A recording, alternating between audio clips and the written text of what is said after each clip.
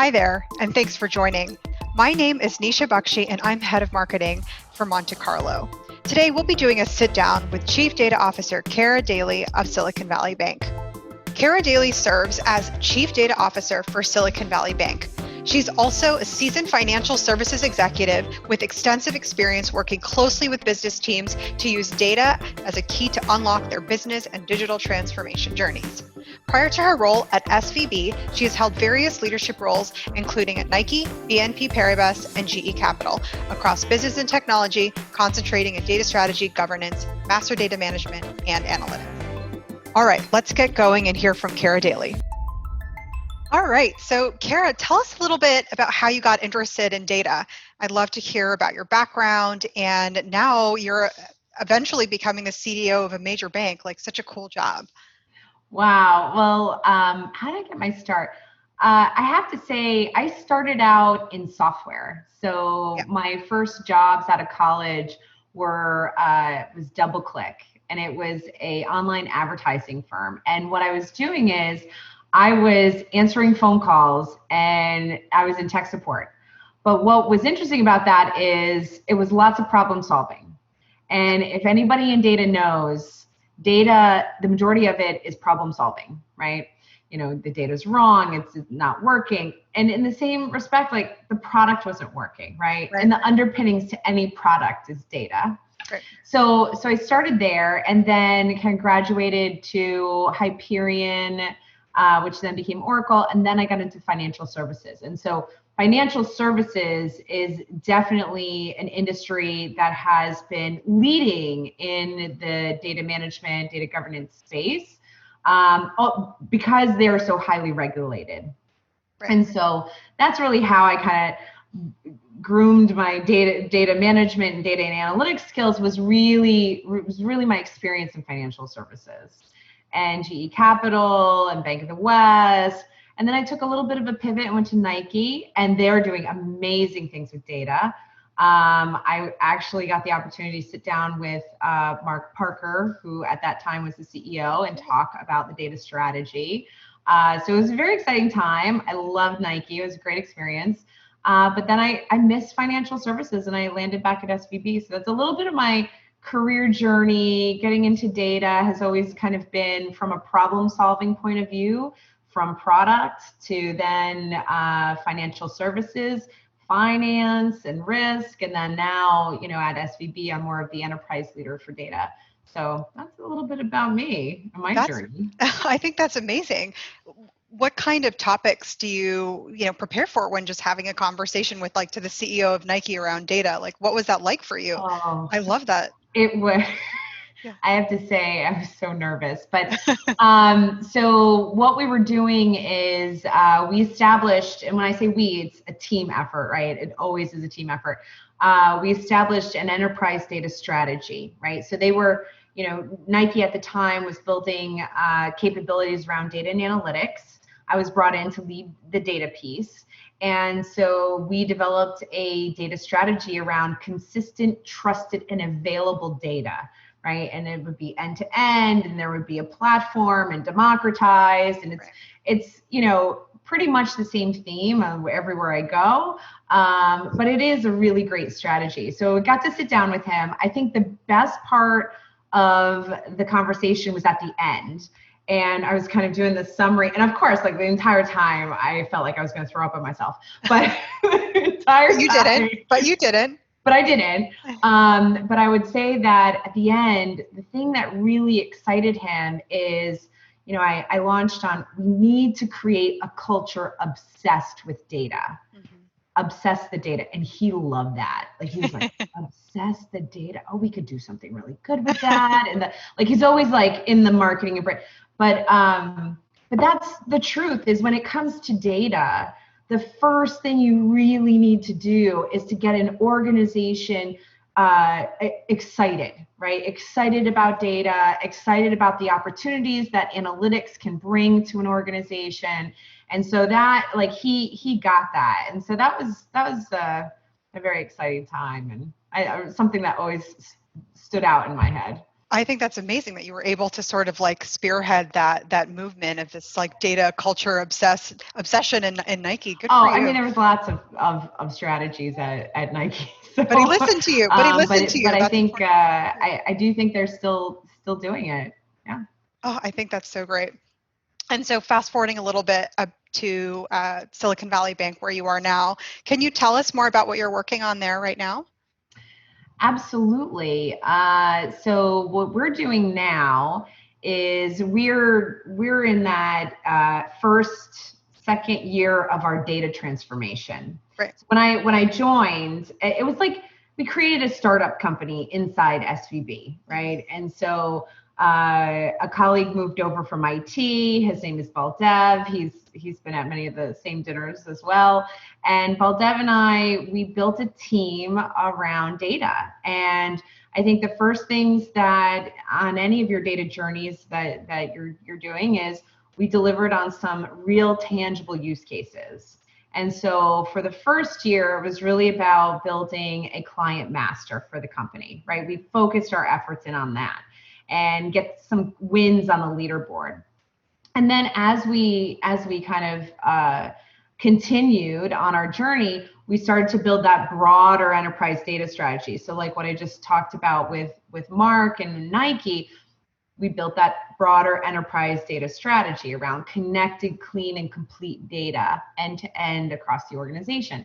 And so now where we're at is we've developed that strategy, we've developed that architecture roadmap, and now we've built the capability in the cloud. So what's new and interesting about our strategy here is our one data platform is cloud first. And we are on that journey to the cloud and building data in the cloud and enabling all these great capabilities for analytics and AI and machine learning. Now, this road is long. It is not easy. And, it is a lot about getting your data organized first and putting really good data governance and data quality routines in there first. So that's really where our focus is we're building the one data platform, we're implementing data governance and data management capabilities and working with partners across the organization, IT in particular, to really unlock the power of data. I love that. And connected, clean, and complete really resonates. Is that something that you came up with? Well, I cannot take all the credit. We had someone in our marketing team help us. His name is John Rome, but we were thinking of like, what are three words, like three powerful words that will resonate? I mean, a lot about data, by the way, is selling. The CTO has to be head of product, head of sales for data, and it is the hardest product to sell, but it is really important that you're all about selling your product into the organization. That's so fascinating. And you also mentioned one of the things that you've been spending a lot of time with is data governance. Mm-hmm. And I know that a lot of banks, that's top of mind for them as well. Can you share a little bit more into Silicon Valley Bank's approach to data governance and maybe any other like tactics or anything that you can share with other folks that might be going through the same journey as you? Sure. Well, it's really important when we talk about data governance, it's really important that you make it tangible, right? And so I think of data governance through like three layers, right? There's ownership, right? And that's all the roles and responsibilities around data, having those really good data stewards that are protecting and controlling that information. That ownership construct is the cornerstone. That's, and also when you think about it, like the literacy program and how you manage and use data, that I see is fitting into that ownership swim lane.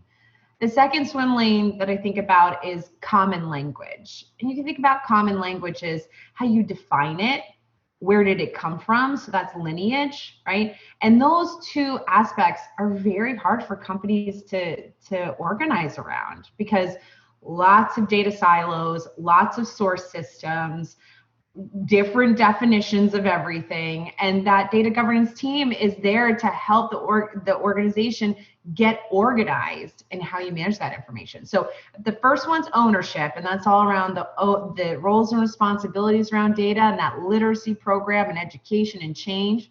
That second is the common language. And that's really around the definitions, your key data elements, right? And the lineage and where along the line does it start and does it end? And last but not least, and this is something that makes it truly tangible and very big value to the organization, is quality, right? Data quality, and you can't forget remediation, right? So data quality and remediation. And so that last swim lane is all about making sure that the water in the pipes is clean. It's fit for use. You can drink it, you can shower with it, you can cook with it. And that is going to really fuel the organization. So when you think about where SVB is right now on, our digital journey, we are building a whole new online banking digital front end experience for our clients. Data's got to fuel it, right? And it's got to be the correct data, right? You wouldn't want to log into your bank account and see the wrong information, right? That's right. So it's all about making it tangible. I love it. You're selling me. Head of data sales. That's fantastic. Yes. And then outside of data governance, what are some of your priorities for your data organization? I know that you mentioned there are like facets within data governance, and then there were some other things you mentioned before. Yeah, absolutely. Helpful to share. Well, like any CDO, we're focused on analytics and insights. That's a very big and important priority for us, because it's not just about the data. Having the data organized and clean, that's great. But what to a business leader, so what, right? It's about how you use that data in day-to-day decisions. Right. Can you create a closed loop so you're doing really fast decision making around credit, right? Or how the customer is behaving, whether you're looking at social media information mixed with transactional information internally, like how can you serve that client better? So we're really looking at how we can enable the right tools and capabilities on the One Data platform, right? That will allow for our organization to harness the power of that data. Our business users, I have to say, it's been a pleasure working with them. They're so excited. They really want to do all these wonderful things with data. So that's really, I would say analytics is probably a major priority there. And what we're working on kind of outside the data governance lens. Got it. And then with that analytics, have you seen how that might have shifted in terms of like timeline, scope, or just awareness because of COVID-19, or just trying to understand a little bit about how that fits in with that story? Well, definitely. I mean, I think COVID-19 has just opened our eyes about data. I mean, didn't we all like just watch the cases and the hospitalizations, and we're just like glued to these dashboards? And in fact, like I check it every day. I want the world to turn back on, like everybody else. I have a son doing homeschool, and it is hard. But I would say internally, we have to go digital in an instant. The moment we started working from home, and we are so lucky. Our IT organization had all the tools at our fingertips. We've got Teams and Zoom and Office 365, but also now we're not doing as many face-to-face interactions. So now it is more about the data. And what does the data tell us about what is the client behavior? And you're not having those face-to-face sales calls anymore, right? You're doing a lot of this virtually.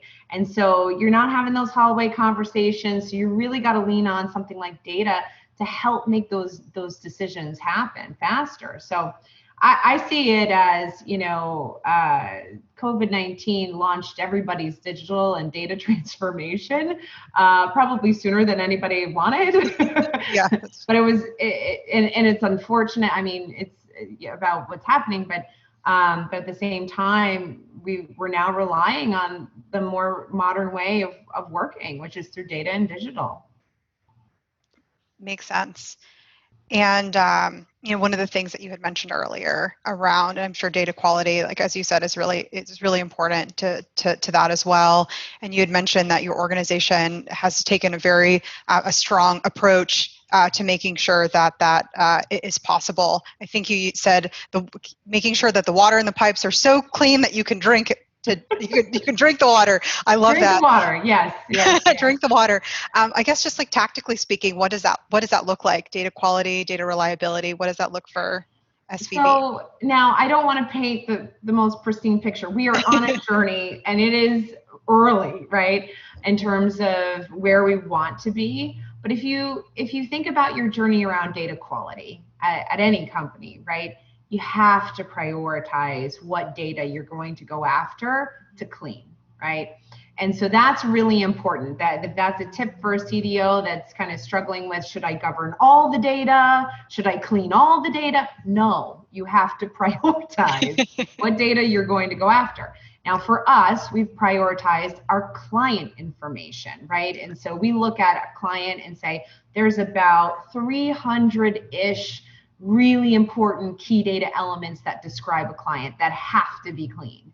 And so what we're doing now is, and we've recently done this, is we've launched a program around client data remediation, and we're looking at those data elements and prioritizing those data elements. Now, to answer your question, what does good data quality look like to me is you've got controls on that info. You know where all the data is, right? So first of all, those 300 key data elements, you know all their trusted sources or your system of records, right?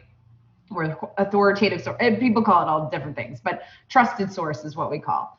You know where that source is, and then you put automated controls on that data every hop along the journey, and when it finally lands in your data reporting platform, right? And that's clean data to me. Clean data to me is governance, right? It's, you have owners, you have the definitions defined, you've got the metadata right, you've got all the tagging there, and you've got automated controls that you can see where in the journey that data goes sideways, and then you've got an ability to remediate and fix it. Now, we can't always fix it as it's going through that assembly line, but I think with technologies, and I think even Monte Carlo have lots of capabilities around that data reliability and data quality and monitoring. So, you know, that's what good data looks like to me, is that you can demonstrate that you're doing those automated controls. It's great to meet another woman in data who's just as passionate about data reliability. Love it. You did mention that, you know, you're painting this amazing picture and story, but you did say that nothing is perfect. So I wonder if you would share something that you might have done differently in your data journey, or maybe a couple of pitfalls along the way. Sure. So I think, you know, for SVB, going to the cloud is new. It's totally new. And for many companies that are modern companies that are startups, it's a no-brainer. You spin up an AWS S3 bucket and you're on your way. Not for a bank. And I would say, you know, for us, maybe some of our pitfalls is early in our journey, we decided to go cloud. And I mean, data and IT and security and like there was a collective decision is we're going to go cloud. And so I would say that what is really a pitfall for me, and I think my team, is we thought that, and rightly so, we thought that it wouldn't take that long because it's modern, it's cloud. Like, again, it seems fast, but it takes a long time. And so if you're thinking about embarking on your, you know, one data platform and you're thinking about putting it on the cloud, take the time to do an internal skills assessment, capability assessment, maturity model. Like, make sure your company's ready for cloud. I think we just kind of want to run at it and just go for it, but it's complicated, right? You're going to learn a ton and you're going to be so much better for it on the other side, but it has been a challenge. And I think Bar has heard this a couple times. I am very excited to say that we are in the cloud. However, we have so much more work to do on scaling, right? So we have like a tiny MVP, but we need to go much bigger, and it's a long journey. So that's my advice to Well, everybody. it sounds like you have the foundations in place and you're well on your way, and Yeah, you yeah, yeah, you've we got are. you've got that support to kind of keep Took a moving bit to get here, but we are, and I have to say thank you to all of the teams involved, because there have been just, I mean, incredible desire to do it. It's just it takes time, and it takes people that are skilled with in cloud and architecture and all of that. So. incredible. What's one lesson that you can share with a future CDO that you kind of wish you knew before you stepped into this job? Oh, well, one lesson. Well, I think the biggest lesson is really take the time and sit with your business stakeholders. You're there to help them understand and demystify data, because, our front end sales teams, our product teams, our risk and finance teams, well, risk and finance are very data savvy. Some of our front facing teams aren't, and what they care about is the customer. Right. And it's all the CDO's job is there to translate why data is so important, right? And why you should care, and what can the CDO do to help, make your day job easier, to improve that client experience. Never forget that. I think for CDOs, you really need to look at what your company's kind of corporate strategy and goals are. And for SVB, it's all about being that partner with the innovation economy. And being that partner, we can fuel that with data, right? And we can fuel that with insights around their experience with us. So those are some kind of advice for CDOs. That, and don't quit. don't quit. It's going to be okay. you get through this. Are you gonna start a CDO support group, Cara? I might have to. There have been times where I do feel like I need a therapy session or after some big projects. Oh my goodness. Well, I have one last question for you, but before I do that, I guess, is there anything else that you want to share that I haven't asked? Or Oh no, I mean, I always love doing these things. I think it's so important to get to know your community. So if you are a CDO in your role, this is the last bit of advice that I would share is get to know the CDOs around you. Join a CDO hub. And now, because we are at home and it's all over Zoom, it's so easy to get involved. So there's lots of opportunities out there, but yeah, get involved and just kind of meet your peers. I love that. That's so great. And speaking of CDO peers, if you could have dinner with any other CDO or any data leader in the world, or maybe a leader that just really highly respects data, who would it be and why? So I thought about this. Was my favorite question. And I thought about this morning. I'm like, who could it be? I mean, there's so many, like, some of my favorite CDOs, like Joanne Stonier from MasterCard. Like, she's great. I mean, she's someone you should have on this program. But I thought about who really cares deeply about the data and is making decisions based on data. It's Dr. Birx from the whole COVID-19 task force. So Dr. Fauci and Dr. Birx, I would love to have dinner with them, because I mean, the whole world held their breath when we were in those early days of trying to figure out, the scope and breadth and depth of this pandemic. And Dr. Birx, I mean, she always came to the podium with data. And I think in every interview, she always talked about, we're looking at the local data, we're looking at the county data. She was looking at the lowest grain of data possible, so she could bring it all the way up, aggregate it, and make that plan, right? That phased out plan of reopening. So I'm super fan. I think she's done an amazing job. And I would love to have dinner with her. Who That's great. knows? Well, we should invite her to our next Oh my gosh. CDO Yeah, event and see if she'll show up, and she it'll be might. fun. Yeah, she might, and she'll have her scarf and I love it. the Oh, Dr. Mark girlfriend, I love scarf. the scarf. The CDC is looking for a chief data officer, Oh. by the way. So keep that in mind. I can't imagine what stress that job is. I'm sorry, I would not go for that job. No way. No way. Oh my goodness. Yeah, I can't even imagine. I cannot imagine. No. Oh No. my goodness. Well, Cara, it was so great to chat with you today. Just super appreciate you sharing all of your advice and your wisdom with everyone. And I hope that we get to hear more about your journey into the cloud in a future interview. Absolutely. Happy to share. This was great. I had a lot of fun. Thank you for thinking of me for this session today. Thank you, Cara.